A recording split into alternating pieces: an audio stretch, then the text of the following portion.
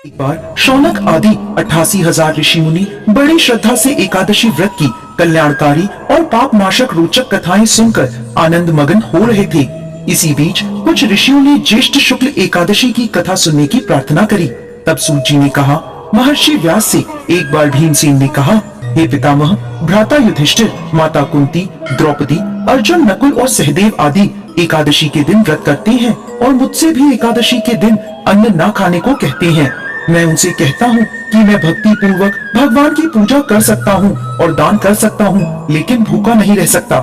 इस पर महर्षि व्यास बोले, हे भीमसेन, वो सही कहते हैं। शास्त्रों में कहा गया है कि एकादशी के दिन अन्न नहीं खाना चाहिए।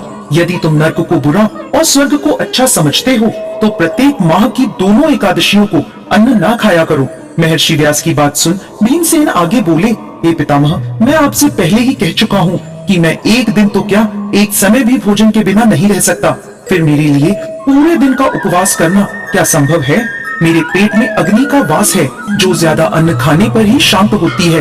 यदि मैं प्रयत्न करूं तो वर्ष में एक एकादशी का व्रत अवश्य कर सकता हूं। अतः आप मुझे कोई एक ऐसा व्रत बताइए जिसके करने से मुझे स्वर्ग की प्राप्ति हो सके। भीमसेन की बात सुन व्यास जी ने कहा, हे पुत्र, बड़े बड़े ऋषि और महर्षियों ने बहुत से शास्त्र आदि बनाए हैं। यदि कलयुग में मनुष्य उनका आचरण करे तो अवश्य ही मुक्ति को प्राप्त होगा। उनमें धन बहुत कम खर्च होता है। उनमें से जो पुराणों का सार है वह यह है कि मनुष्य को दोनों पक्षों की एकादशी का व्रत करना चाहिए।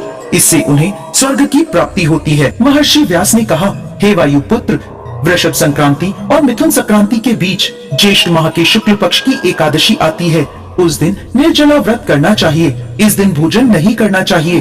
भोजन करने से व्रत नष्ट हो जाता है। सूर्य उदय से सूर्यास्त तक यदि मनुष्य जलपान न करे तो उसे 12 एकादशियों के फल की प्राप्ति होती है। द्वादशी के दिन सूर्योदय से पहले ही उठना चाहिए। इसके बाद भूखे ब्राह्मणों को भोजन कराना चाहिए। उसके बाद ही स्वयं भोजन करना चाहिए। हे भीमसेन, स्वयं भगवान ने मुझसे कहा था कि इस एकादशी का पुण्य सभी तीर्थों और दानों के बराबर है। एक दिन निर्जला रहने से मनुष्य पापों से मुक्त हो जाता है। जो मनुष्य निर्जला एकादशी का व्रत करते हैं उन्हें मृत्यु के समय भयानक यमदूत नहीं दिखाई देते, बल्कि भगवान श्री हरि के दूत स्वर्ग से आकर उन्हें पुष्पक विमान पर बिठाकर स्वर्ग ले जाते हैं। संसार में सबसे उत्तम निर्जला एकादशी का व्रत है। अतः यत्न पूर्वक इस एकादशी का निर्जला व्रत करना चाहिए। इस दिन ओम नमो भगवते वासुदेवाय का उच्चारण करना चाहिए। गोदान करना चाहिए। निर्जला व्रत करने से पहले भगवान का पूजन करना चाहिए और उनसे प्रार्थना करनी चाहिए, हे प्रभु, आज मैं निर्जला व्रत करता हूँ। इसके दूसरे दिन भोजन करूँगा। मैं इस व्रत को श्रद्धा पूर्वक करूँगा। मेरे सब पाप नष्ट हो जाएं। इस दिन जल से भरा हुआ घड़ा वस्त्र आदि से ढककर स्वर्ण सहित किसी सुपात्र को दान करना चाहिए। इस व्रत के अंतराल में जो मनुष्य स्नान तप आदि करते हैं उन्हें करोड़ों स्वर्ण दान का फल प्राप्त होता है। जो मनुष्य इस दिन यज्ञ आदि करते हैं उनके फल का तो वर्णन भी नहीं किया जा सकता। इस निर्जला एकादशी के व्रत के पुण्य से मनुष्य विष्णु लोक को जाता है।